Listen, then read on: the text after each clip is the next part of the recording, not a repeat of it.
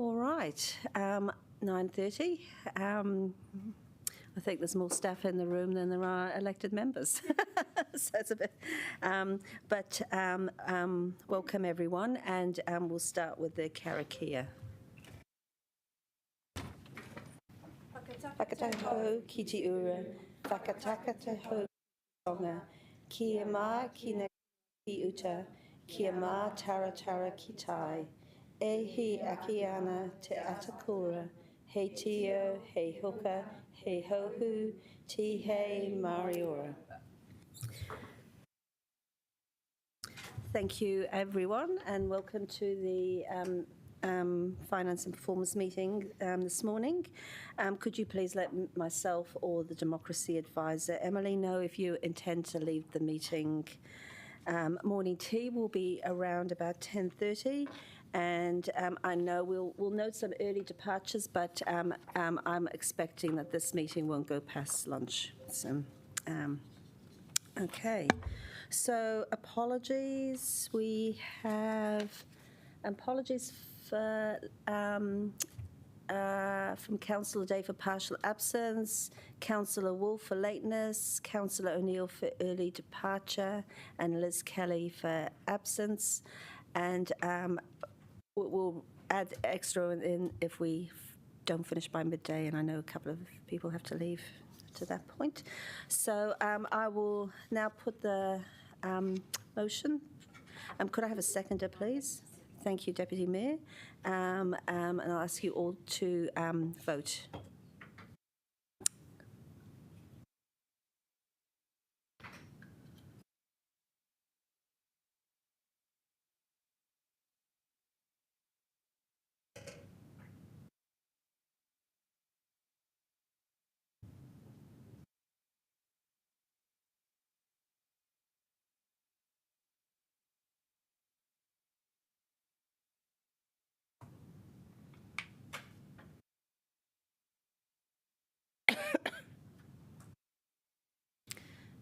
Have we heard from the Mayor or Councillor Young? No. Oh, is she? Okay. Well, then that's carried? Yep, carried. Carried. Thank you. Conflicts of interest declarations. I call on members to declare any conflicts of interest that they may have in relation to any of the items on the agenda. I'm not sure whether people have already voted. Councillor Pennant? Okay, no, that's fine. Thank you.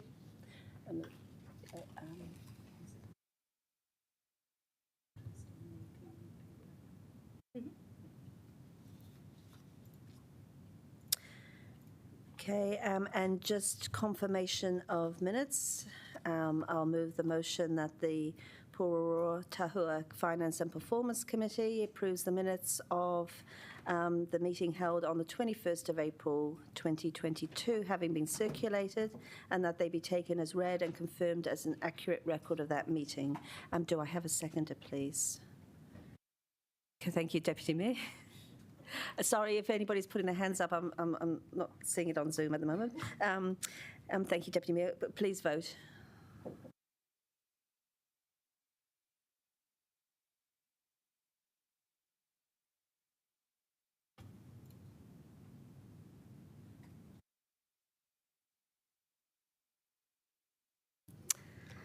That's carried. We don't have any items not on the agenda, and there is no public participation this morning. So we'll move straight into general business, and which is our council-controlled organisations Q3 report. I know we have some representatives from our CCOs. Welcome. From the Zoo, Experience Wellington, and Cable Car. So thank you. So I'll welcome Anna Calver and Stephen MacArthur to introduce the report. Thank you, Chair. Q3, which obviously ran from January to March this year, again we saw the impacts from COVID with the Omicron crisis relating to the red settings, which essentially meant there wasn't much domestic tourism happening, and then we also had the parliamentary occupation. This did impact visitor numbers across all of our footfall-reliant CCOs,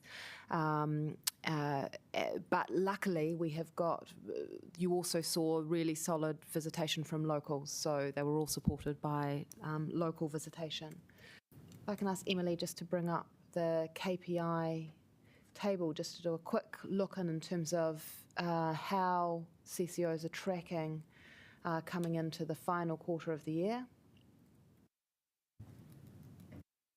Tech issues here. So I'll speak to them, and at the moment I can email them round as well.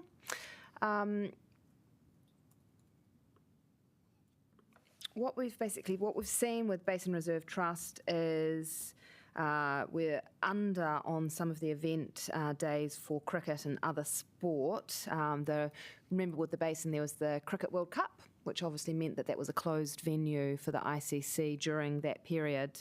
But obviously it was great because they were the one venue, the one CCO, which were able to take crowds of more than 200 people as the government relaxed some of those requirements. So it was a healthy quarter for them, which means that coming into the final quarter of the year, they're expecting to make budget, which is great. The Wellington cable car saw higher than actual visitor numbers for the quarter of 115,000 passenger numbers, better than their target of 85,000, which means that they will finish off the year in a better than expected financial position, although they are forecasting a deficit of $1.7 million, which we will come to in the council quarterly report later on in the agenda. Zealandia, as I said before, were buoyed by the local visitation, almost making their target of 27,000 visitors.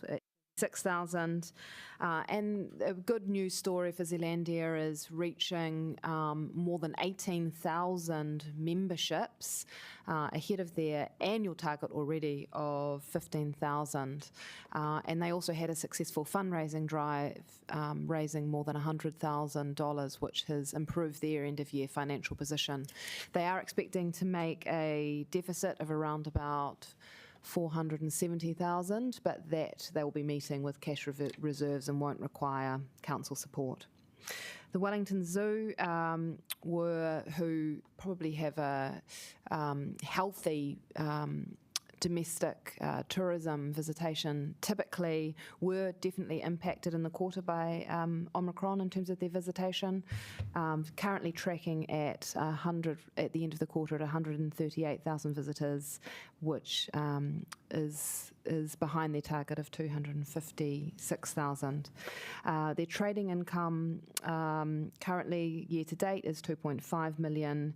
Their target is 3.4 million, and Karen will be here to answer questions later because they will require some support, as Karen tells me, for the first time ever since they have been open, in terms of they are predicting a end-of-year deficit of around about 400,000.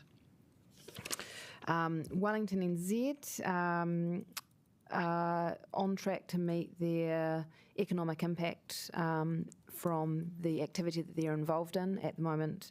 They've reached $53 million in economic impact from the activities that they're involved with. Their target for the end of the year is 150. One of their KPIs that they won't be reaching is the value from event-generated spend. That's well under at the moment, currently at 21 million. Their target is 75, and as a business that relies completely on indoor events, they have been very affected by red light settings. The good news is there, I would like to point out, I've seen their pipeline for both major events and performance events for the next year, and it's looking possibly the best in years, so expecting some great activity and a better financial position next year. So they are, in terms of trading revenue. They're currently forecasting to meet a cost-neutral position by the end of the year. Lastly, Experience Wellington, one of our bright lights in terms of events. I've been able to host Hilma af Klint at the City Gallery, which improved their visitor numbers for the quarter. But overall, across all of their experiences, considering they had to close Nairn Street Cottage during the red light settings, and their numbers were overall impacted, they are behind their visitor target and are expecting an end-of-year deficit of $500,000, which they will require council support for. Again, that will be discussed in the Q3 report, and Louise Savica, who is the acting CEO, will be here to answer any questions that you might have. Thank you, and I can take any questions if you would like. Deputy Mayor Free. It's really a minor thing, but I'm just looking at the Basin Reserve, and I've taken an interest in this for several years now. The perimeter fence upgrade, I saw that it started with clear, palings. Is that intended to go all the way around to replace? Yes, yeah, that will be a full perimeter fence upgrade, yes. Okay, and the other thing was the lighting, which was mentioned actually in their letter of expectation or statement of intent or whatever it is. They did say it was a priority to have the improved lighting and the 24/7 access, but I don't see it mentioned anywhere in the urgent projects list.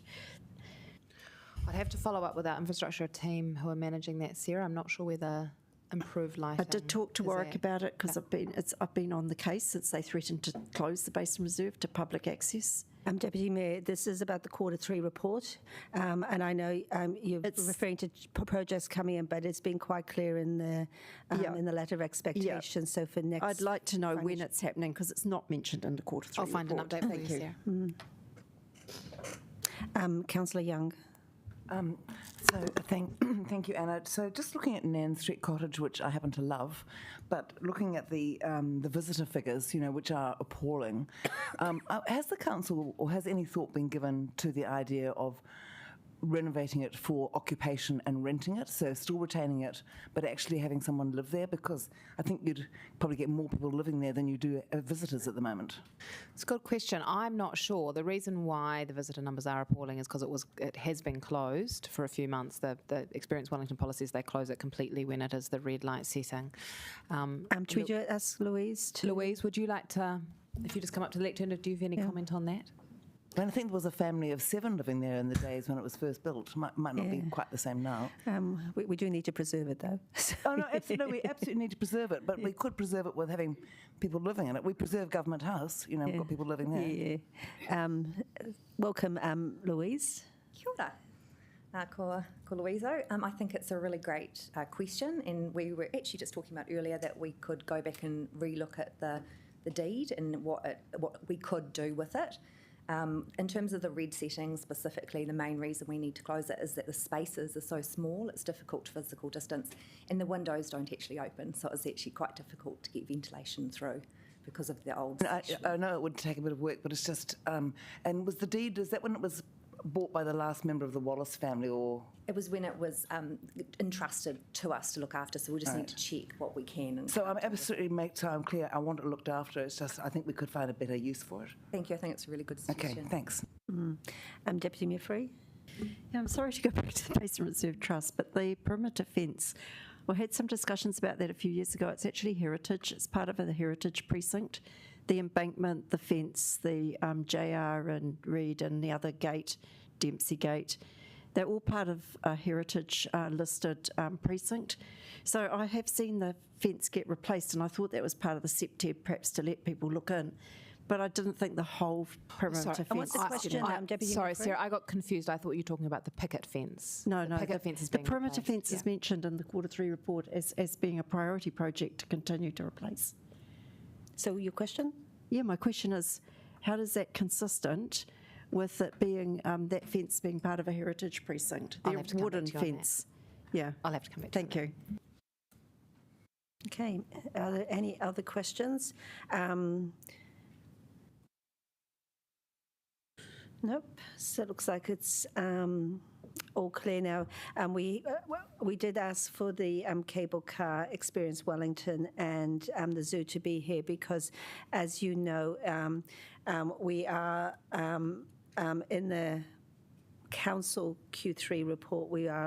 We will be considering a recommendation to put some additional funds into our COVID recovery fund so that we can support our CCOs through the remainder of the year. So so I'd like them. They don't need to stay for that part. So if you do have any questions in relation to that, I will open that up.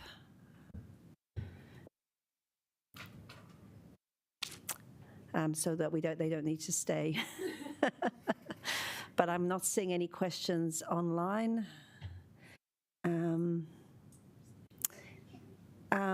Deputy Mayor Councillor Young, did you have any questions of our guests here? No? Well, that's good. Okay, so so our CCOs don't need to stay for the Council Q3 report. If you want to stay for this particular paper, you're more than welcome, but we know you're all very busy as well. So, okay, so I'm going to move this paper, which is the CCO Q3 report. There's two very simple recommendations there.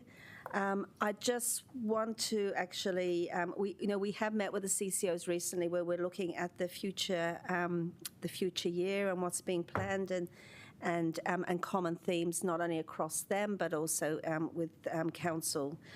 And so look, but I just really want to make a comment because of what we're going to be discussing in our Council Q3 report. And just note that our CCOs have worked extremely hard over the last 2 years. They've been particularly impacted by COVID, just like our organisation has been. And this is not to take anything away from council staff either for the work that they've done over the last 2 years. But this is the particular paper we were talking about. And so it's been a very challenging time. We've seen the cable car pivot their efforts from having an international market to a domestic market, and things like Bark and Ride have proved really popular. And so the innovation that they've shown through this time, we saw Experience Wellington take a risk, a calculated risk with the support of this council for the International Exhibition of Hilma af Klint, which worked and actually enabled more people to come into Wellington. And then this is the sort of thing that we want to see. And also to acknowledge the zoo. They've also been particularly hit hard, but what they've also done is they've continued to foster the partnerships that they have, not only in New Zealand, but also across the world. And they're essentially world leaders in animal care, but also in things like sustainability and those aspects as well. So I just wanted to sort of note that all our CCOs, the teams, have been extremely passionate, resilient and innovative. And not only just to lessen their need for a helping hand from this council, but to ensure that they thrive into the future. And so we do owe them a debt of gratitude and the financial support that they need for us to see them carry on and to continue to support the efforts of the city and for the benefits of all Wellingtonians. So thank you, Anna, for also, I think that summary was really useful. I'm not sure, it might have been emailed to everyone. If it hasn't, it will be coming through, but which is just a real summary snapshot of the key KPIs for each of the CCOs. So I'm happy to move these recommendations. Could I have a seconder, please? Thank you, Councillor Young. Oh. Did you? I think I might not get Councillor Foon only because of you're being on the Experience Wellington board. Thank you. So Councillor Young, would you like to speak? Would anybody like to speak? Deputy Mayor Free. And it's not about the basin this time, you'll be glad to know. I just wanted to say that to slightly refute the vibe that Wellington's lost its mojo. I have to really say I've been impressed by how many exhibitions I've been able to go and see during the time of lockdown. Not only has been mentioned Hilma af Klint, but also the most excellent surrealism exhibition at Te Papa, the Rita Angus exhibition. I think we've been very, very fortunate to have had such high quality exhibitions to go to in such a sort of, difficult time when I'm sure that many places would have just put in the too hard basket. So, and there's lots happening to look forward to as well. So just a little bit of a fight back, kick back against the meme that the city's lost its mojo. Thank you. Would anybody else like to speak? Councillor Foon, or was that Councillor Young? Sorry, not Councillor Foon. Thank you, Councillor Calvert, and I support your sentiments. Thank you so much for acknowledging the work that our CCOs do, and thank you, Deputy Mayor Free. I did just want to really thank all of the CCOs for going above and beyond with the fundraising efforts and membership efforts and all of the increased value that you're all working above and beyond to bring to our city. Just want to really acknowledge that today. I also want to acknowledge that for Wellington Zoo, for the first time seeking financial support, I just really want to acknowledge that today, and actually for all the years and how hard you work to really make Wellington Zoo shine, both financially and as Councillor Calvert said, sustainably and looking after our animals and all of those things. So I know that you like to be exemplary at all levels, so just acknowledging that today. And I do just want to shout out to Wellington NZ. I just had a look at the new website for Tākina and Creative HQ, and they're really exceptional. So councillors, I do ask you to take a look at those. They were linked into the report. But also I just want to shout out to all of our staff again at all of the CCOs. They have also been struggling with, being short-staffed, and I had that experience on Sunday night. I was able to go to the Ocean Alley concert at the Michael Fowler Centre, and a masked gentleman with grey silvery hair said, "Hello, Councillor Foon," as I was handing over my ticket, and it was Warwick Dent. And I said, "Warwick, what are you doing on the floor?" He said, "Short-staffed, Councillor Foon, we've all got to get on deck." And it just really made me realise how much everyone does put in and get on the floor and get face-to-face with Wellington to make sure these events can happen. So, it was a great experience to have, and please send that back that it was great to see him there. And you can give me a call out next time as well. Kia ora, thank you. Thank you, Councillor Foon. Councillor Neal, did you waving? No, you didn't. I was just making sure you had Foon on the speaking order. Okay, thank you. Does anybody else wish to speak? No, well, that's okay. So I'll just talk about a couple of things. Deputy Mayor, I know you commented about losing mojo, but I think in this report, this certainly we certainly haven't seen that, and what we've heard from our CCOs are doing is making it really important that we carry on, and we're doing some really great things. Thank you, Councillor Foon, for your experience with Wellington NZ and Warwick's comment about all getting on deck, and I think that's a really important message, and we've really seen that in our CCOs. They run a lean mean machine, and so this is what needs to happen. So I don't think I need to say anything else. So I invite you all to vote.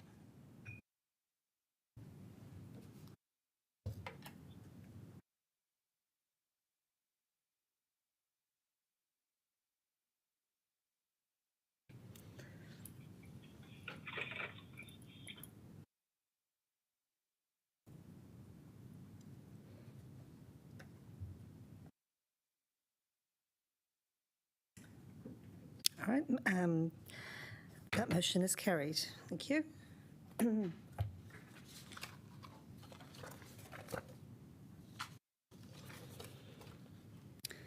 Right, so now we go to the biggie, which is the council's Q3 performance report. I think we got Sarah Hay online for any questions, but I'll welcome Stephen MacArthur to introduce the report. Thank you, Chair. We've got a brief presentation to take the committee through, just highlighting some of the main points from the report. But essentially what we're seeing in the Q3 report is an ongoing trend that we highlighted back in Q2, but we've got a comprehensive overview here, which I think, Lloyd, you're going to take us through. Thank you, Stephen, and good morning, councillors. Can we go through the slides, and then I suggest, with your permission, Chair, we take questions at the end and so on. I'll just make a quick comment before I jump into the slides. The quarterly report and has been developed to provide you with a bit of a 360-degree view of the council's performance, and given the range of services the council offers, that is no mean feat. But what you do see in the quarterly report is a number of different cuts of the information, of the performance information presented there. So you see it by strategic priority, which tends to look at the performance over the life of our strategic priorities. You see it there by KPI, which tends to look at upon our performance on an annualised basis against KPIs, and then you'll also see information in there on the portfolio of priority projects, which tends to once again pick up the whole of life focus of those projects themselves.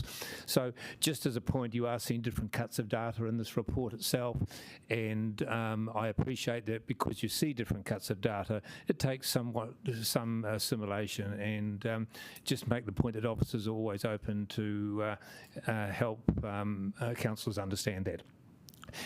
Just to dive into the report itself, in terms of the overall performance summary, again, the comments which echo the comments of the Chair and the CCO performance, it's the long tail of COVID, which is still a story. And you'll see we're seeing the pandemic continue with its impacts, albeit some improvements, though, from time to time.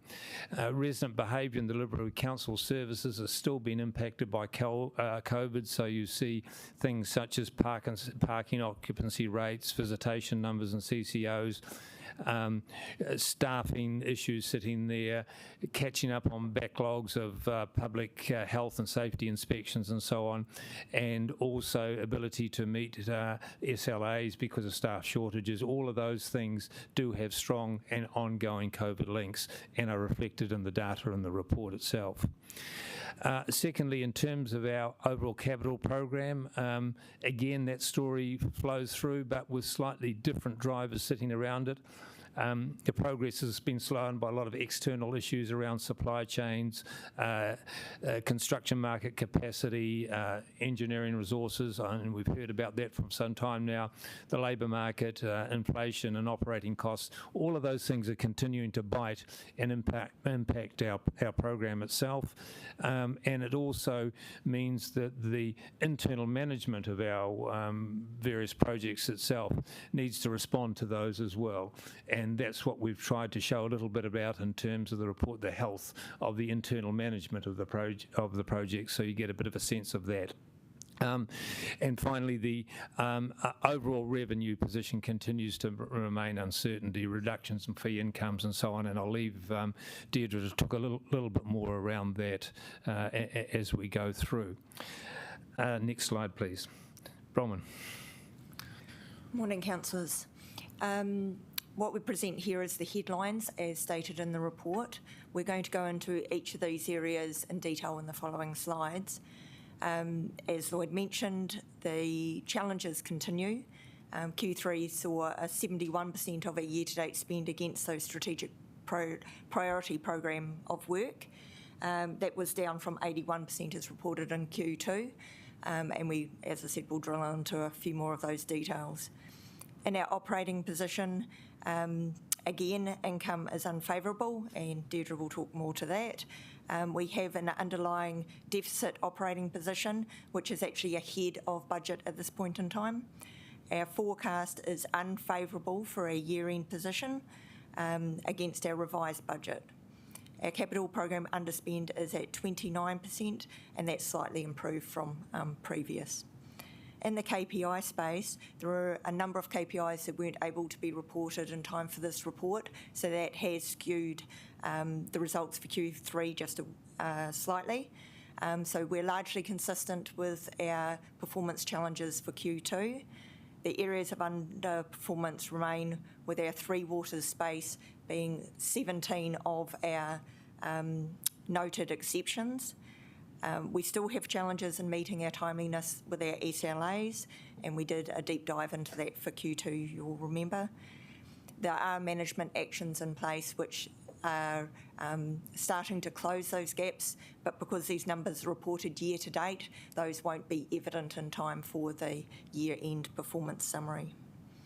Ongoing impacts of COVID, as is mentioned, and there was no new areas of concern to raise.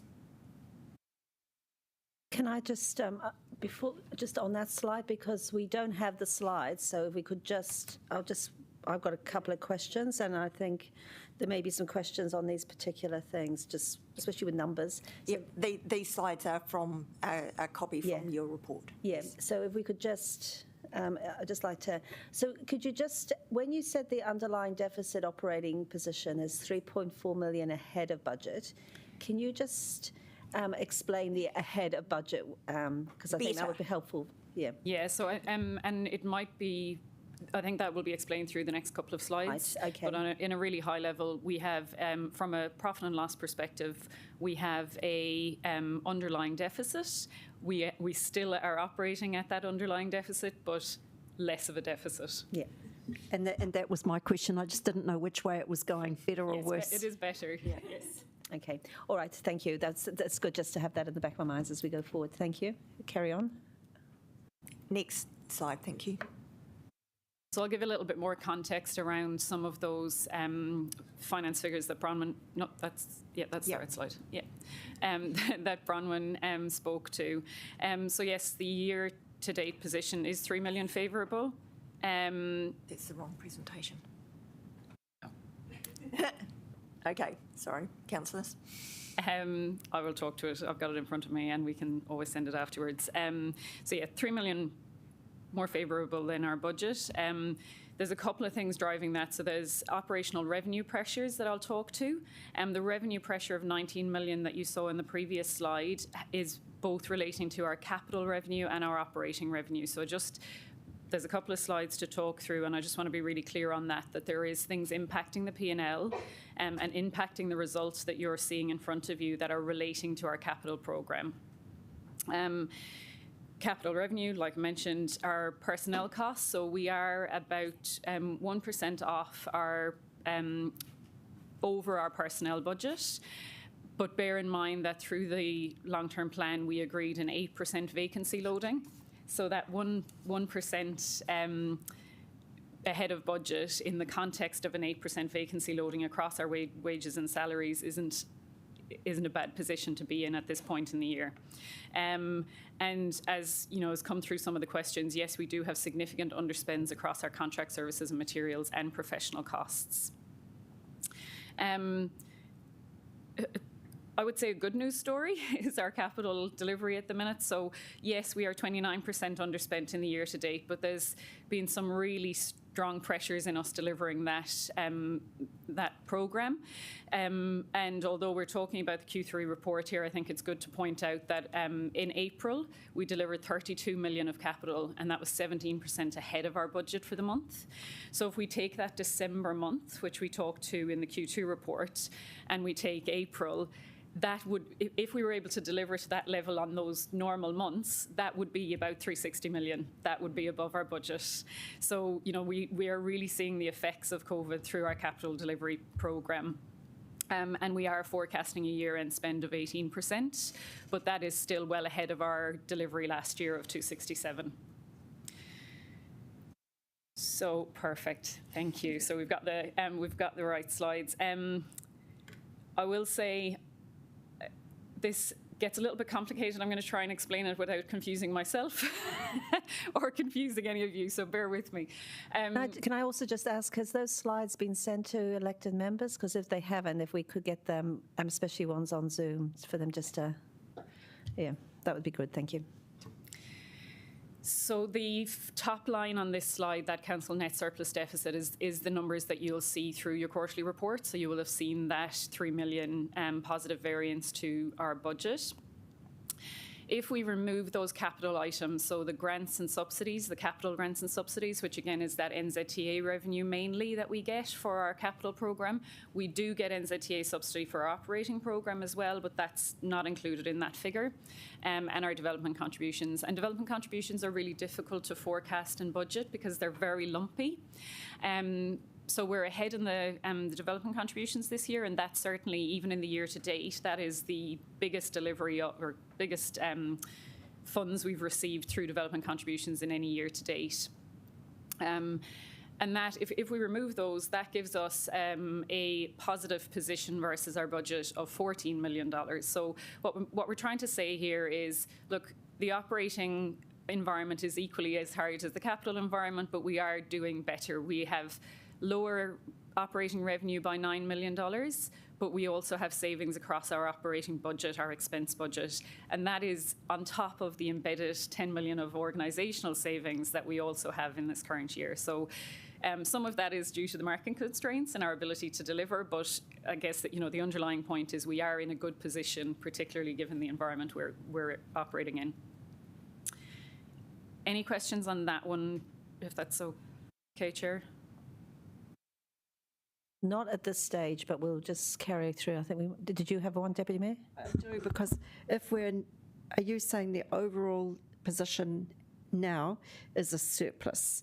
No, so it is still a deficit but it is less of a deficit than we forecast. So we are in a better position, but we are still in a deficit position. So when did we start budgeting the deficit? Can you remind me? Was it sort of a couple of quarters ago? Oh, so the budget, we budgeted at the start of the year a deficit, and a lot of that will be driven by some of those really chunky expenses that we chose to debt fund. So that's what's driving it, things like the airport dividend. Okay, thank you. Okay, thank you. Carry on. Move to the next slide.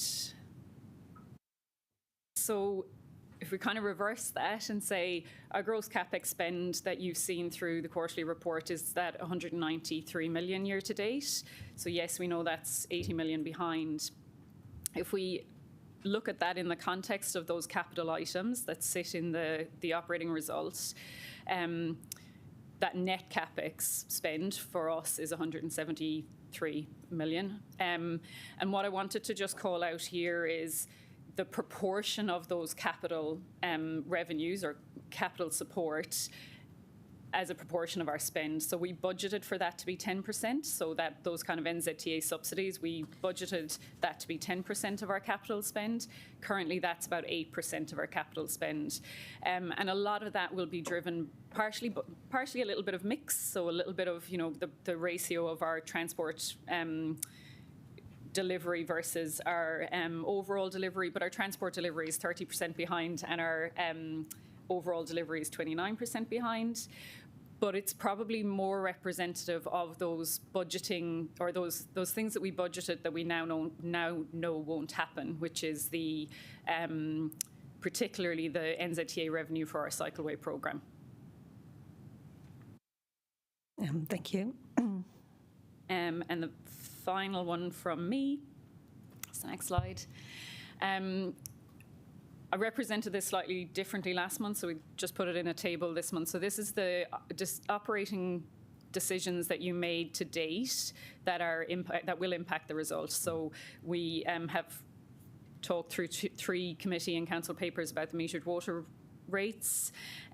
We have agreed 2 million of pandemic response support, the Wellington water additional OPEX that we've agreed, stadium grant that we agreed last quarter, WOW that we agreed at the start of the year, and now what we're asking you to decide on today is around that additional CCO support.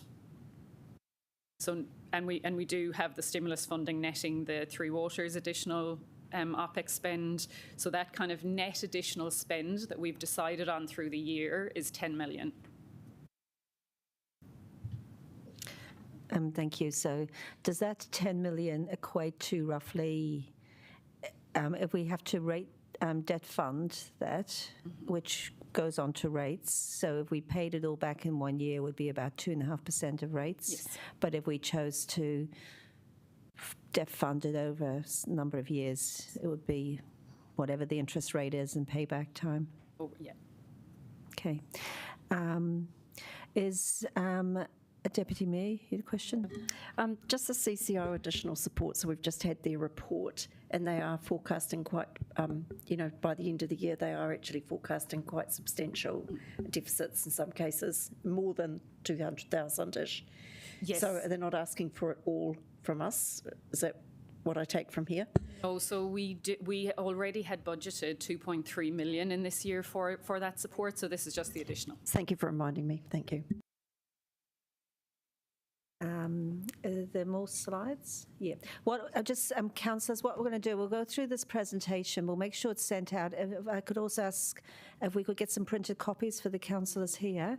And what we'll do is after the presentation is we will take morning tea so that I know you have a little bit more time to digest the summary information so that you can come back and ask some more if you have any questions to ask. So we'll work it that way. Yeah. Thank you.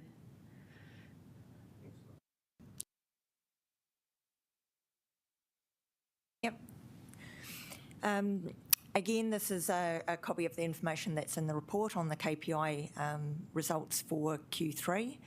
As mentioned, we have 25 out of the 29 exceptions are the same as has been reported in Q1 and in Q2, mainly related to the Three Waters space, again related to timeliness of attendance for call-outs, and also some of the other mandatory measures that we've got in that space.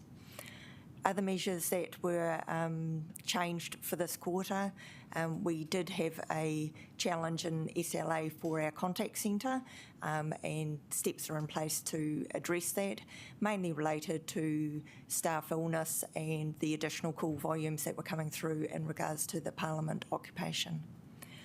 Other areas of note are, as mentioned in the introduction, we're in parking occupancy, and further details of how that occupancy has changed after Q3 are in the Q&As that were supplied by the officers in that regard.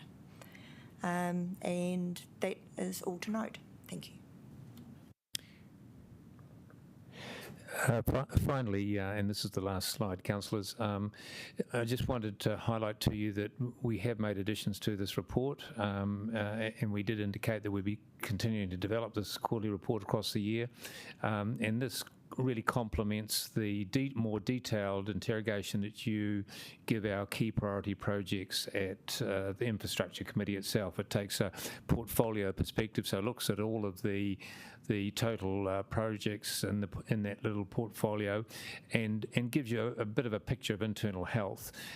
We're happy to take feedback on this as to whether this is useful or not, but it does give you a picture of the overall assessment of the PMO, of the confidence of delivery there. It also gives you a picture of how projects are moving through their phases, and also the last bits, and you'll see the chart which I've got on the slide there, gives you a picture of the internal health of the projects themselves. And just make the point is, as projects have these external shocks which are impacting them, it doesn't mean to say that the internal management of the projects is necessarily poor. So we just need to make that clear distinction there. And what we've endeavoured to show you here is a number of projects in the red, orange, green and black bands, and what that looks like, how that is changing over time. So if you're getting more projects in the green band, it's basically saying that their internal management is improving over time. And we've picked on, of the 9 indicators we use for that overall health, we've picked on 3 there for you to have a look at, looking at risk and schedules and so on. So that attempts to give you a picture of more and allows you come to some sort of judgment around the management of the projects themselves there. So as I said, we're really happy to take feedback on that part of the report and evolve it in a way which is most useful for you. Right. That's the last slide, so happy to take questions. Thank you. So what we'll do is we will break for morning tea. We'll make sure those presentations are either printed for those here or and emailed out to everyone. We're going to break for 20 minutes because I'm going to give you enough time to make a cup of tea, and then also 5 minutes to also to have a quick flick through those slides. So if you've got any more questions before we go into debate, because it is. This is Q3 report, and it's also really important because we've got annual plan coming up in the next few weeks. So it's good to understand where the figures are at the moment as we go into that conversation. So we will come back at 25 to 11. Thank you.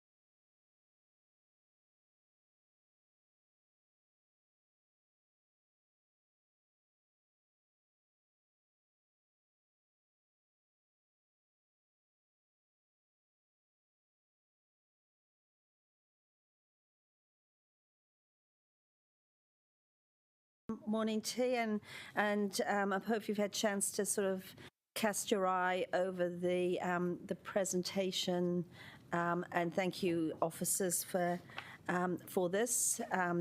It's always, with a budget of over $600 million operating expenditure a year, with several $100 million of capital expenditure. There's quite a lot in the figures. We've got quite a lot of KPIs, so it's important that we understand what are the really important factors and the trends. So do I have any questions? I don't know whether we've got any online. Yeah. No, I will ask a question, and that's just around the capital delivery. So it was, we're underspent by 29% on year-to-date budget. Is that on the revised capital delivery budget? Yes, that's on the 355. Yep. Okay. And, yeah. I think that was majority of my questions. Are there any other questions? This is on the Q3 report, so on the information. Yep, anything. Apologies for coming back late. Sorry, the Johnsonville shopping mall, I am missing something. Where are things at? Maybe Councillor Conley could answer. It's progressing? It is progressing, yes. The Stride, I'm trying to think about what's publicly available information. That's the challenge. Stride have applied to the government's fast-track RMA process, which is being considered at this time, and there is, hopefully will be a decision on that soon. And in the meantime, they have been moving forward on their plans. And it will include some housing? Yeah, okay. Yes, the new plans that we've seen have been very mixed use focus. Okay, good. And just sorry, the other question was around the carry forward program to 2024. I just didn't quite understand that in the context of you think we're on track to get through our program, but there's still some catch up to do. The capital carry forward? Yeah. So we are forecasting 18% spend at year end. We will have to, if that's what materialises, we will have to look at what projects will require carry forward. So some of our projects won't, so there are renewals, kind of a programme of renewal that if it's not utilised within the year, there's another programme for the following year, so we don't have to carry that forward. Sorry, it was the carry forward from the last LTP, not just from this year?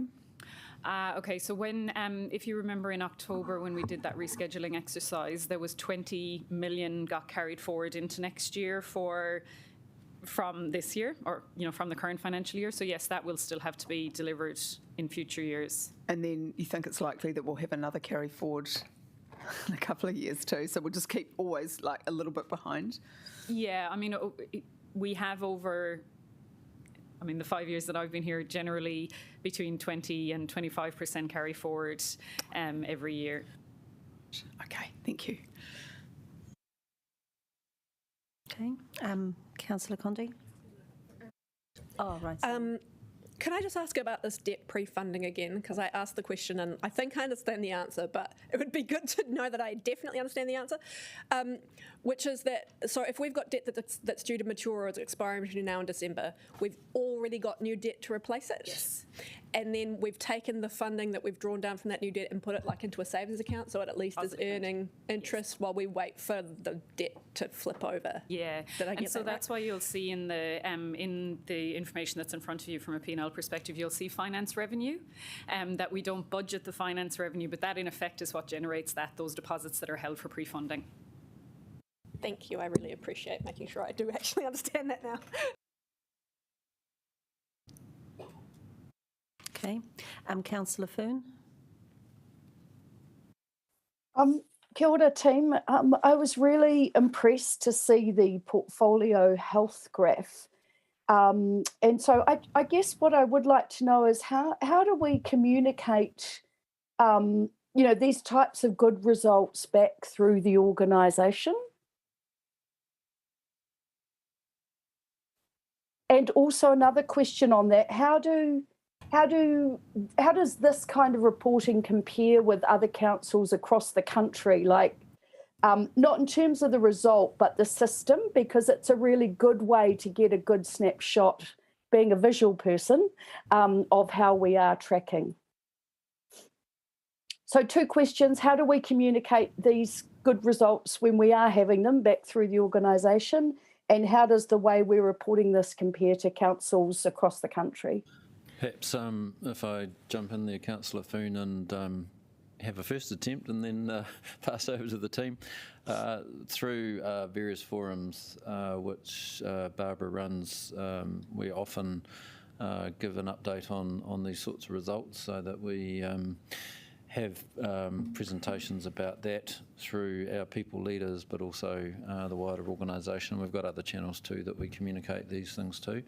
In terms of how we compare with other councils, I was just going to say, how long's a piece of string? Because although every council does things a little bit different, but in my experience, having worked in a number of them, I think we're, I was going to say, certainly leading edge to some extent, because what we're doing here is aligning it with the LTP, both at the strategic level but through our KPIs, and doing it in such a way that we're hoping anyway that people can get their heads around it fairly easily, because there's, as the Chair commented before, there are lots and lots of moving parts in lots of detail, so trying to give a snapshot but also provide the detail to provide that assurance, I think, is key. But every council kind of does this a little bit differently, but the team in preparing this sort of approach looked across what other councils do and kind of took the best from the experience across New Zealand. So, but look, as Lloyd said earlier, if councillors do have any feedback they'd like to give us and changes, and I'd just kind of make a plea not to completely throw out this format and go to another one, because we're trying to stabilise it around the new LTP. So, but Lloyd, perhaps you might wish to add something. Yeah, thank you, Stephen. Yes, just to agree with what Stephen has said, there is a huge diversity, and when we put in place the monitoring and performance framework, which drove the development of this particular report itself, there was as many different formats and details of reporting as councils you looked at. So it does vary a lot, and also according to the size of council as well. We did observe that some of the smaller councils tend to dive down to a very great degree of detail, and we were reflective of that in terms of the role of this committee as having a governance view across the organisation, and also the need to report against our strategic priorities as well. So those were some of the considerations which got in there. The quarterly report is not required by statute, but obviously it's an important performance monitoring report, and it's something which there is considerable flexibility from council to council to tailor to their own specific needs. But this particular report provides a governance view, and as I said earlier, we're looking to develop it over time and give you that 360 view of performance as best as that is possible to do so, where you've got a large organisation with a lot of moving parts. Thank you. And before I go to Deputy Mayor Free, I'll just make a comment that in terms of there's a lot of information in the Q3 report. What officers are also doing, and again, it's evolving, and welcome elected members' feedback on it, is a two-page sort of summary, which thank you, Bronwyn, for pulling together. I think this may have just gone out, but this is information that we can actually it's a friendly version to publish, so that people sort of understand the key headlines. And I think if we can make this more available as well, then that means that people sort of get a better understanding. Wellingtonians get a better understanding on the current situation for our city. Deputy Mayor Free. So I'm just looking into the report on page 12, and just want to make the point that we've got our targets, we've got our results, we've got our variances. The variances are expressed as percent, and I'm not sure that's really terribly meaningful, because when I'm looking at the water ones, we've got a variance of 1,285%, because the numbers are very small, and this is in relation to the habitable floors that get flooded. I just think the variance on its own is really not very meaningful, and what I notice is the variance comments are quite, make the situation a lot clearer, but they're missing on the three waters. And that, of course, is a highly sensitive topic. And so I'm just wondering why we haven't got variance, or don't appear to have variance comments for the three waters.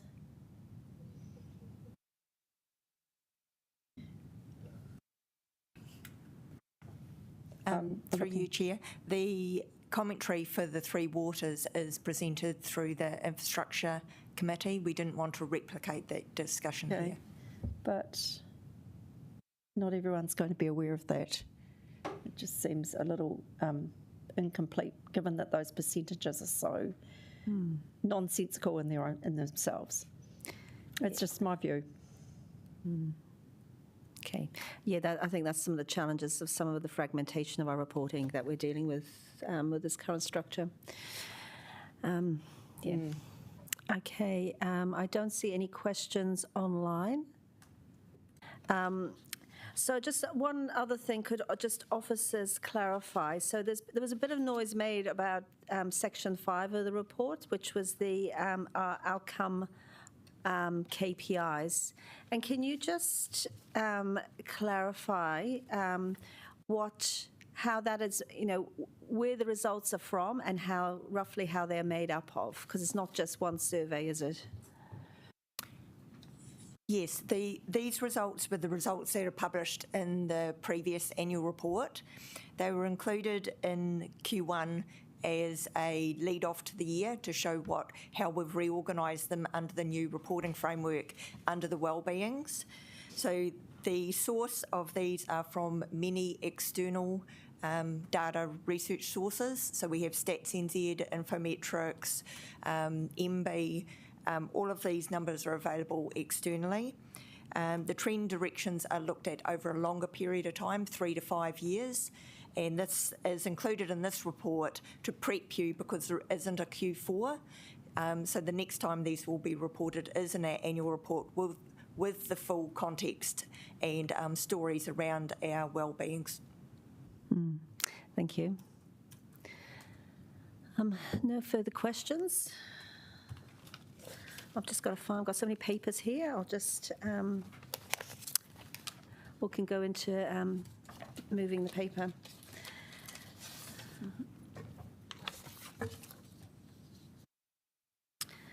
Okay, so we'll move into debate, and I will move the recommendations as outlined by officers here. I think the important one here to note is the funding for the Ccos, which we talked about in the earlier paper, but it's coming out in here. We already had some funding aside, but we essentially need another 209K for them to support them through to the end of the year. So this is included in the recommendations. As you've heard from officers, this how we're reporting has changed significantly from the last LTP period, which was 2018 to 2021. It is evolving, trying to ensure that we are measuring the right things that then give us information to know whether we are on track or not. But I think the important thing to note is that we need to be cognizant of what this information is telling us, in particular as we go into the annual plan budget for 2022 to 2023, because this information is really important in terms of what we decide we need to do, and it also gives rise to ensuring that we are listening to what Wellingtonians want. So I'm looking for a seconder. Thank you, Councillor Condi. Would you like to speak? Thank you. I just wanted to acknowledge, I guess, that this has been a really difficult quarter. Quarter 3 was dealing with the Omicron crisis, and when you look at the performance of the organisation, it's actually pretty heroic, and I wanted to just acknowledge that. When you look at the performance information here, and even at the year to date, actually we're going really pretty well considering everything that we've had to deal with. And we look at our end of year forecast, actually, it looks like our CapEx spend is going to be more than last year and actually pretty decent. So just wanted to acknowledge that it's really remarkable, given the challenges that we've all been facing, that the performance of this organisation continues to be so exemplary, and just thank all the staff, especially our ELT and the wider leadership group, because even through all of this, you're still delivering on the savings targets that have been embedded into our budget, which were not insubstantial, and I just want to acknowledge that we're very lucky to have you, and it's really remarkable performance, and hopefully we can bring it home to the end of the year with a big push to get as much of our CapEx done as possible. And great to see the new reporting. It's really been fantastic and great to follow. Kia ora. Thank you, Councillor Fern. Kia ora, Councillor Condi. Thank you so much for bringing that perspective. Yes, you are right. I think we are really lucky. And I think through the reporting, we can see what's been going on in the city. It isn't a surprise what's coming at us today.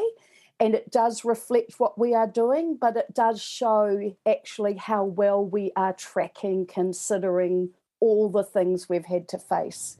And actually, what I would like to say at this stage is that, isn't it amazing what this organisation provides to our city? And that actually we employ over 1,800 people in our city. And that doesn't mention all of the, I don't know how many contractors we also employ over this particular time.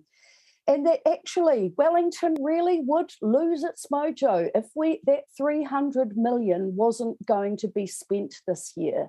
So I suggest we take a good holistic look at what the council and the organisation and its employees do deliver to make our city become better and get us through this very challenging time. I'd also just in that point like to bring up the way we speak about our city, and particularly the central city, can have a detrimental effect on the well-being there. And in reference, I am looking at those KPIs report, because what we are saying every time we condemn the central city, this is prophetic.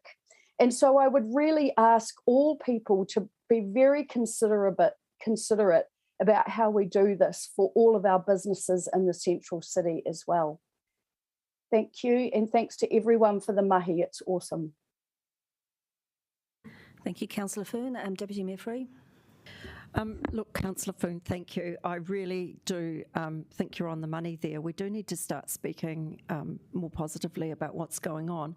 And that was really at the heart of my concern about leaving the variance comments off the water story, because it looks superficially like there's a lot of red there. But when you look at it, some of those indicators have only just failed to be met. So, for example, the median response time for attendance for the water network urgent call-outs has failed by 32%. But if you look at it, the target is less than an hour, and the result's actually 79 minutes, which isn't like extraordinarily failing. So I do think that in future, regardless of whether those comments have been reported to Infrastructure Committee or not, for completeness they should be there, because what we're running the risk of is people just looking at numbers without thinking hard about what those numbers actually mean. And I think in some ways that's symptomatic of what's going on. People are exhausted and tired, and they're looking at some of the stuff that hasn't happened so well and maybe taking it a little bit out of proportion. The city really is in much better shape, I think, than some of the media would have us believe. And I think about the media, think about those stories of people who love to live in Wellington and how positive they always are. And then, so I think we do need the narrative and the explanations to sit with raw numbers. So if I can make any plea, it's that those variance comments are included with the water results. But that's just a very minor thing in what's otherwise a very easy to understand and fulsome report. Thank you. And thank you. I'd also like to echo Councillor Condi's words of thanks to all the staff. It's been a really amazing effort under some extraordinarily trying circumstances, which have now gone on for intermittently for over 2 years. Thank you, Deputy Mayor. Would anybody else wish to speak? Okay, well, I'll go straight to write a reply. And thank you, councillors, for acknowledging the effort of the council staff in terms of our progress and the talk of positivity. But with a note of caution, with positivity, it means that we don't also create a lot of spin, because people are out there and know what the situation is. So it's nothing like us being, making sure that we are clear, but we've also got a clear plan going forward. And yes, it's good to see our CapEx spend up there, but we're also dealing with 7% inflation, and may well go higher. And we know here the UK today is up at around 9%, and then a lot of that is due to international conditions and with COVID. So we've got to be cognizant of that as well, because what our money, even 12 months bought, is not buying us the same now. And so that might mean that we have to look at our projects going forward and what we can actually deliver, and actually what we can afford to deliver, because at the end of the day, this money that's sitting in our budget has come mainly from ratepayers and user charges. So it's something that we really need to be cognizant on, and I know I touched on it earlier on as we go into our annual plan budget. We can't keep printing money. So thank you once again to the officers for pulling the information together and enabling us to see a true picture of where things are at. And we know our reporting will continue to evolve so that it aids that clarity and provides a good balance of information. So as we, as elected members, have to make some of the bigger decisions, that we know we're well supported by the information in front of us. So I'll, unless anybody wants to do it separately, can I'll take it. We'll take all the recommendations together. Councillor Foon, your hands. Oh no, your hand's gone down. That's right. Okay, let's vote.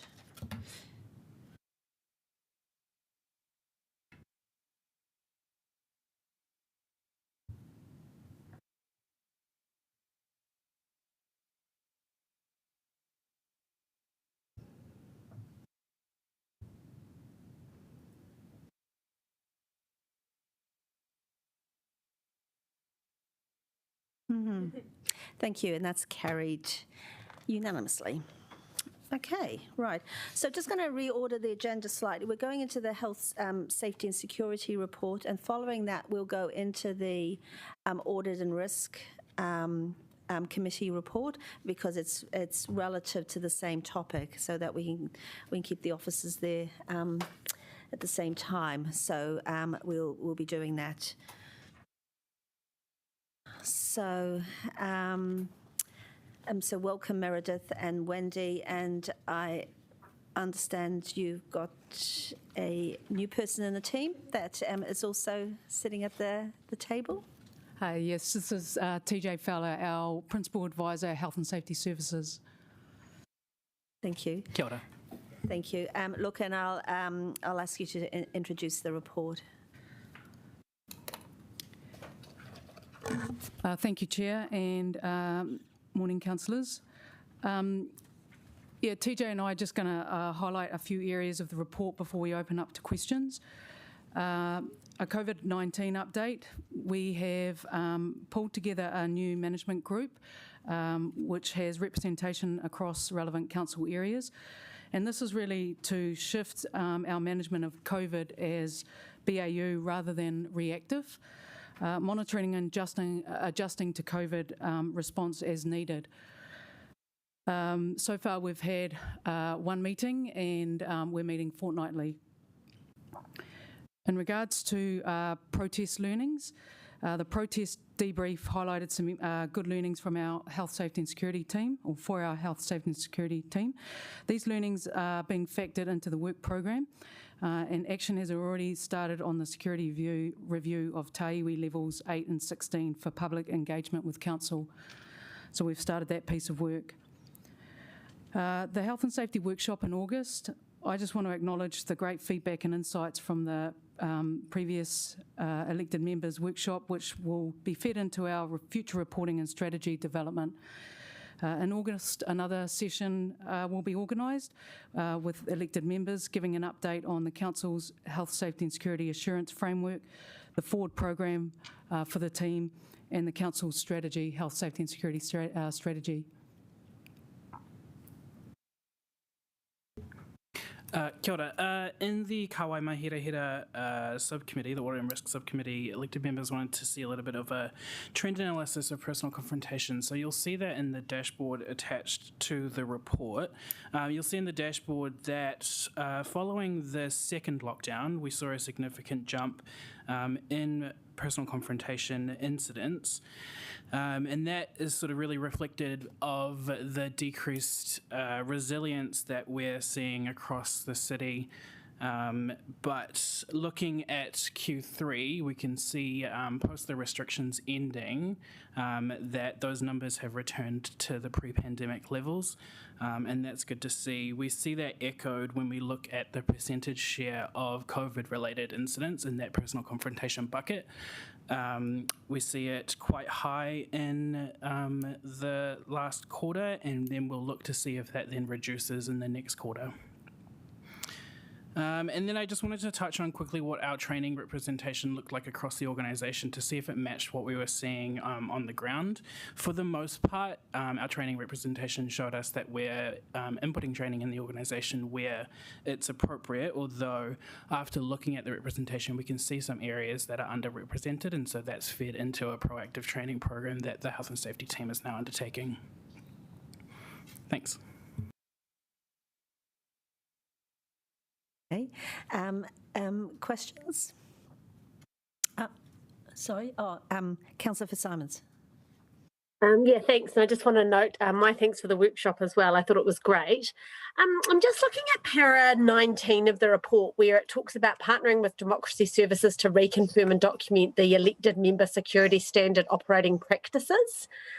And I'm just wondering, I can't recall getting a copy of that or getting any communication about that, but I'm just wondering if we can, because it's quite obviously important that we know about that. Kia ora, Councillor Fitzsimons. This is part of the handbook that gets given to, for people who are going out onto the campaign trail, and so we're just finalising this at the moment. So it's about how to keep yourself safe during that in particular. And then obviously the advice that we've previously given as well around, as elected members, how to keep yourself safe. So we're just putting that in writing to make sure that you have it available to you at all times and that it's current and up to date, particularly as we enter into this period of elections. Yeah, cool. No, I think that's really sensible given some of the vile attacks that people have seen. I just wonder I think that came from a question that was asked around councillors' connection with health and safety. Because we don't have access to the intranet, we don't really have any way to fill in the forms that staff have or kind of any engagement in that way. And I thought that we were going to look into that. Is there a way that you can help me with that? Certainly. With the RFP of the new health and safety system, one of the clauses was to ensure that you did have access to it, and we can't quite announce who it is yet, but that is definitely part of it, and that will be rolling out in the next few months. So by October, I believe, we're supposed to be having it in. For the next triennium, it will be available to all of you.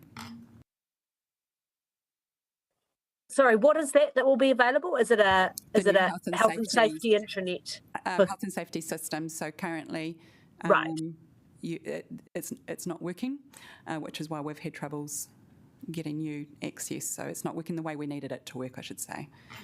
So the new system will ensure that you have access to that and that you can, at your leisure, put in any incidents or health and safety matters that you would like to have reported. Thank you. Councillor Young? So just thinking about the health and safety and the campaign trail, is it possible for you to do anything towards adding to the advocacy for us not having to have an address, on billboards? I mean, I'm very twitchy because my bedroom is almost on the street, and so last time I used my sister's address, but it seems a very old-fashioned kind of rule.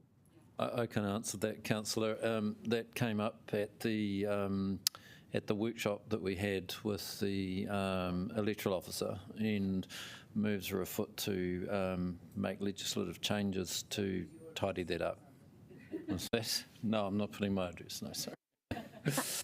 Is that going to be done in time? Yes, I understand that we're expecting announcements in the next couple of weeks. Okay. So, I've got another question, Meredith, but I'll ask you offline. Okay. Councillor Foon? Kia ora, and like Councillor Fitzsimons, I also thank you for the health and safety workshop in April. It was really, really great, and good to see what tracking we're on. My question is around the personal confrontation, and I did have the experience of being alongside staff when they were put in this position along the Newtown to City cycleway. And it really, for me, hit that we were asking people to do something that perhaps I wouldn't be prepared to do myself.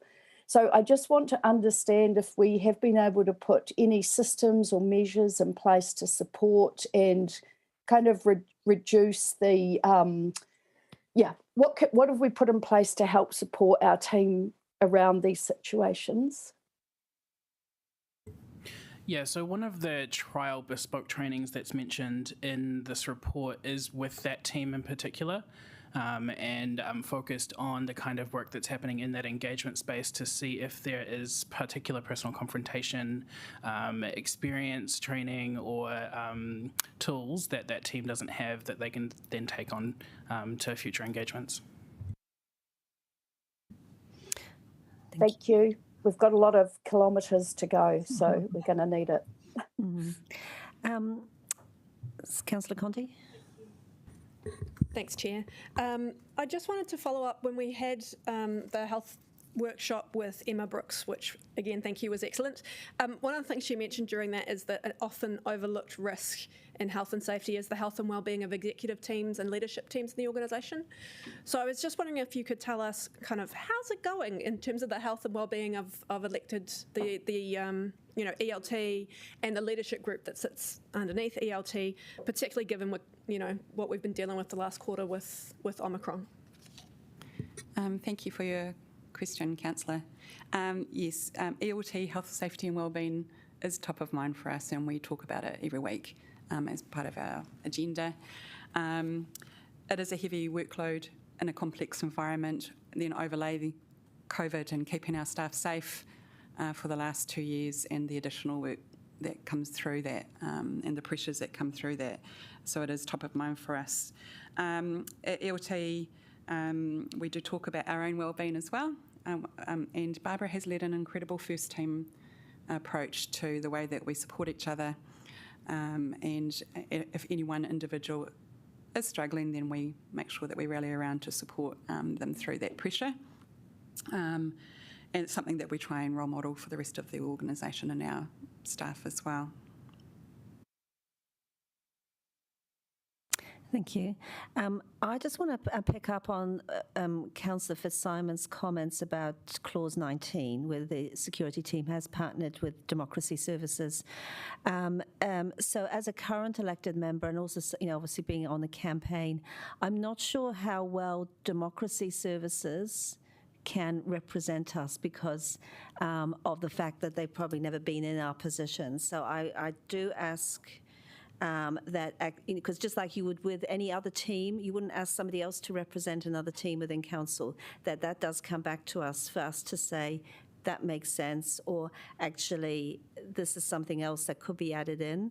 I think it's really important to hear direct from elected members or people who've been on that campaign trail, because we've got the real life experiences.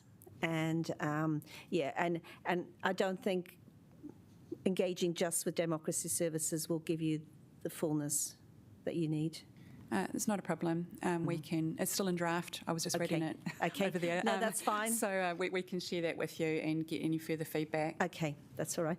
And so can I just talk about the health and safety security strategy? So how are you planning on going about revising that strategy, and how will it come back to the governing council to have an input and sign off on it? So the team that I've pulled together over the last 6 to 8 months, we've had and will have a number of planning days where we're looking at our framework of services across the organisation and getting some insights into what needs to happen going forward. We'll obviously work with closely with Meredith as well, and just gain an understanding of the direction of the organisation in terms of this space. I assume it'll be a draft that we'll share at some stage to get some feedback on, and go from there. Okay. Do you have a rough timeline in terms of having when we get to sort of finalise this? We were going to take this to you in August to what had been put in place, and it is closely linked, of course, to the health and safety maturity uplift model. So there won't be any surprises in there. And it's really probably what you'll be even more interested in is what is our work plan over the next 3 years to continue to uplift our maturity in the organisation. Yeah, and also the strategic outcomes that we're looking for. And I think that came up in the workshop that we had quite clearly, that that was one area that we really needed to sort of develop. Okay, I don't see other. Councillor Foon, did you have another question? Sure do. Yeah, sure. It's a very quick one. Team, I really thank you for putting that trend report on personal confrontation. And just because of my memory, but can we just make sure it comes to us like that, even though we're trending better? But I really want to see. In fact, the top 3 would be really good to just look at the trends in future.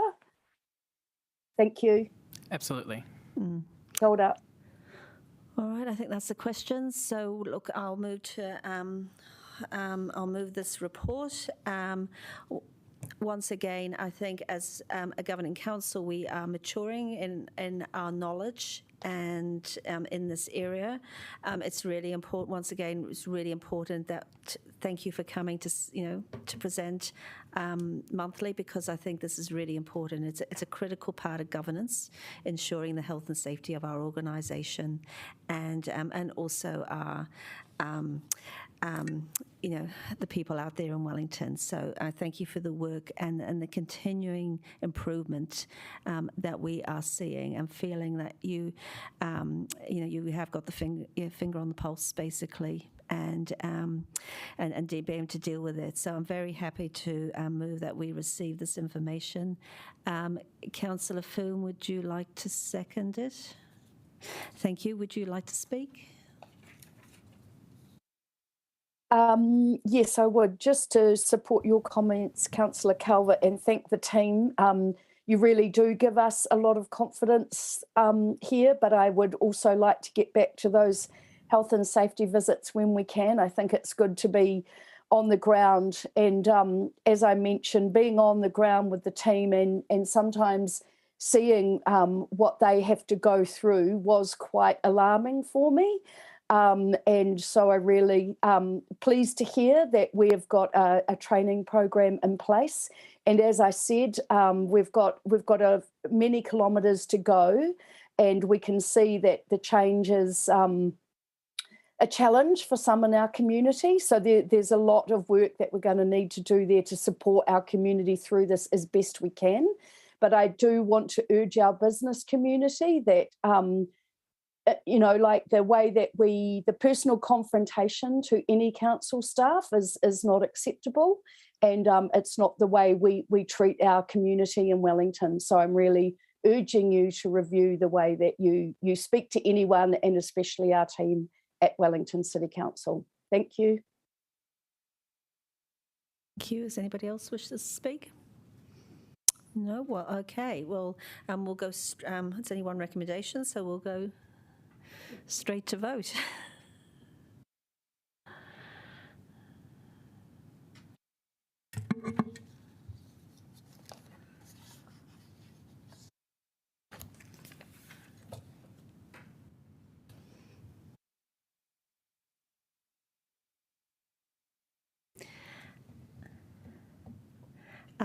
Thank you, and it's carried unanimously.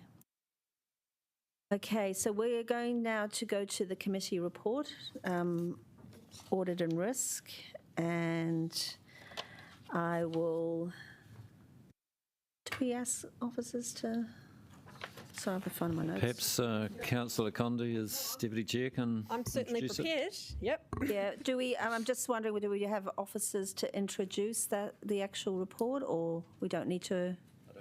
Okay, all right. But I will take questions from officers if you've got anything about in the report. So, Councillor Condi, would you like to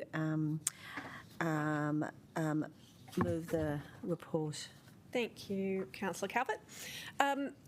I'll just give you kind of a quick potted summary of what was going on at this meeting. The most important thing is the discussion about the annual report and the process for it to be audited and signed off by Council. As you'll be aware, our annual report will not be audited in time for us to sign it off prior to the election. In which case, in fact, only 2 councils across the country, I think Auckland and Christchurch, will have their annual reports audited prior to the election. So most councils around the country are in this situation where the future council will be actually signing off the audit for this financial year. And we talked a lot about how we're putting processes in place to make that as smooth as possible, that we'll be relying a lot on the results of the interim audit, which finishes on the 15th of July. There will be workshops with councillors in August, and then it will come to meetings for us in September, for us to be able to offer as much assurance as we can as this council to the future council in terms of signing off those reports. And we talked about certain things like the staff are preparing issue papers on specific things that are likely to come up during the audit, which will go to Audit New Zealand for their feedback. So lots of things in place to make sure that we put that we can be as far down the track and provide as much assurance to the future council as we can prior to the election. We also discussed, as we always do, the strategic risks, and there was a new strategic risk added to our profile around concerns about inadequate asset management and the risks around that, which was really great to see. If you're interested, go flick into the papers and have a look. It was a really good piece of work. We also had a paper in Public Excluded on building consenting risks, which was very interesting, and Councillor Pannett has long had concerns about that, so anyone who's interested in that, the paper is actually a really easy read, and set out kind of what some of the really key issues are that are facing not just our council, but councils across the country. And we also had one of our first presentations, our new chair, Bruce Robertson, has asked that we have a kind of honest one-on-one in Public Excluded with members of the ELT at each meeting. So Ms Proctor, our Chief Infrastructure Officer, came to this meeting and gave us a bit of a presentation and talk about what keeps her up at night and what she's worried about, which was really very interesting. She also assured us that she sleeps very well, and that her motto in life is that the best antidote to anxiety is action. So that's why she's always so busy. She's very effective at that. But one of the things that we did talk about was the risk of rushing through the design phase of major projects, and how that often leads to then delivery problems when we come to that stage. And so there was some good conversations in there about the project management office and the new investment development framework and all those good things. So that's a very potted summary of all the great things we were discussing there. And, you know, the key thing being that the audit process as we work towards the end of this term will be a bit unusual, but we're doing our best to get us as far along that process as possible. Kia ora. Thank you. Can I have a seconder from that committee? Thank you, Councillor Pennant. Do you wish to speak? No. Would anybody else like to speak? No. So, no right of replies. No one else has spoken. But thank you, Councillor Condi, for a very comprehensive overview of the Audit and Risk Committee, which is really important committee, subcommittee of this one, because it really does do a deep dive into some of the really to the crux of a lot of the issues that we're dealing with. So, thank you. I'll invite you all to vote.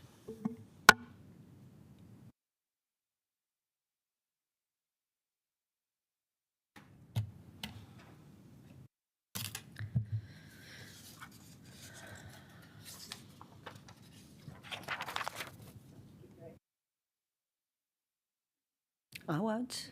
I'm organised. Carried. It's all right. Carried unanimously. Okay, well, we're on a roll here now. So the next paper we've got is actions tracking. Now is, I'm not sure whether Sarah Hay was to introduce it or you introducing it. I'm happy to. Look, it's very straightforward. Everything is on track. There's still just a couple of items that are incomplete, but they're in progress. Are there any questions of officers? Nothing, no one online? No. I can't see Zoom at the moment, so, no, so I don't see any hands up. So, look, no questions, so I'll go straight to moving the paper. Which is essentially we'll receive the information. Okay, can I ask you all to vote? Yes, I don't need a secretary. Thank you, Councillor Conti. Okay, let's vote.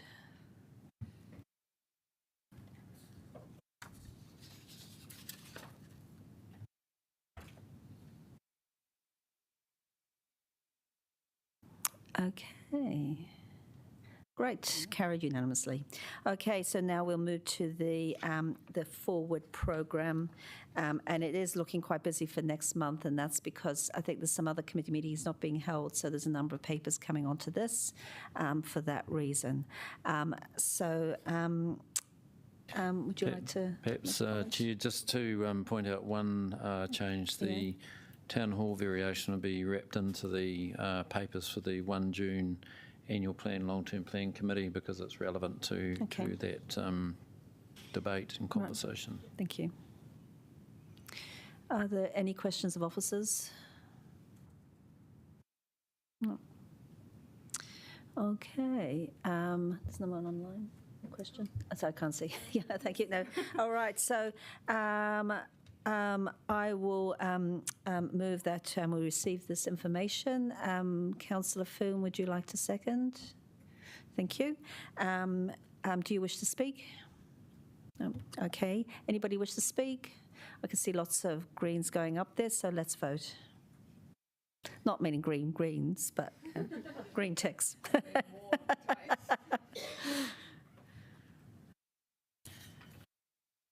Okay.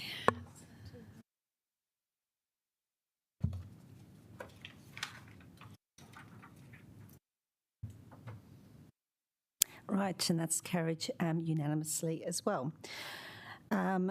So I did say I'd hope to you out of here by 12, so I think we're well on track. So we're now moving into public excluded, and officers recommend that the public is excluded from the following part of the proceedings of this meeting.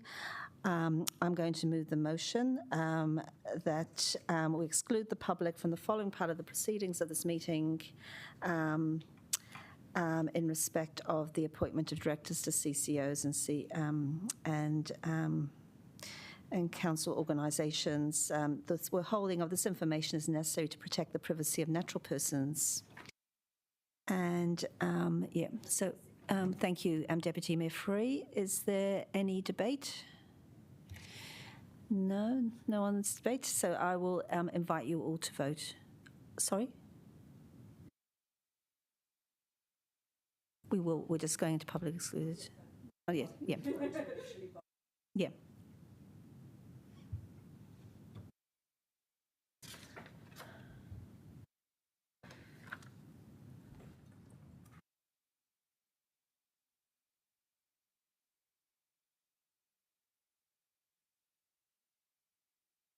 And that is carried unanimously. So we will just now go into public excluded, and I'll give the officers a minute to make sure that happens.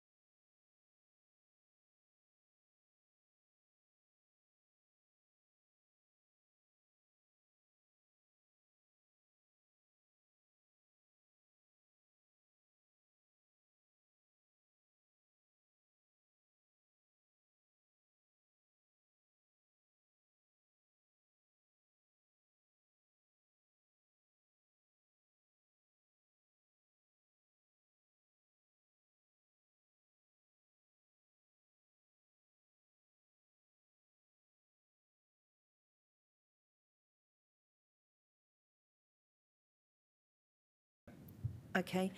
All right. Thank you, everyone, for a really effective meeting. And we had the odd laugh or two, so it's always a good thing to have a bit of fun at council meetings. Committee meetings, that's all right. So, look, I declare this meeting closed, and we'll now say the karakia. Unahia, unahia, unahia, ki te uritapa nui, kia wātea, kia mama, te nākau, te tinana, te warua, iti ara takatū, koera e rongo, whakaerea aki ki runga, kia wātea, aira, kia wātea. And thank you, officers, as well, for very comprehensive papers and answering our questions. Thank you.